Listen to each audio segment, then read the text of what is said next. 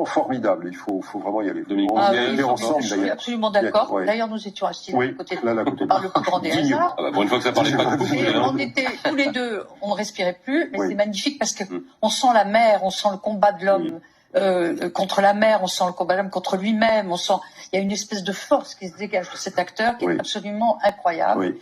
En plus, il démontre cette chose qui est cet assemblage Oui.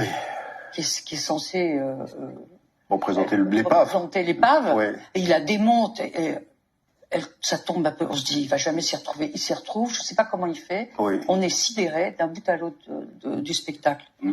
Oui. C'est vrai.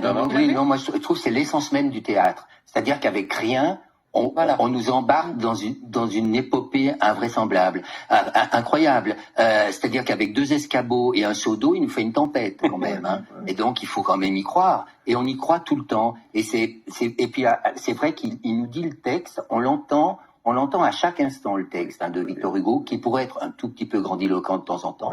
Mais quand même, on en retient des choses qui sont magnifiques. Et puis on est désespéré, cet homme qui est amoureux, et puis ça va mal finir, on raconte la fin. Le texte est grandiloquent, mais pas lui. Lui, il l'est jamais. Non, c'est ça qui nous le rend très fort.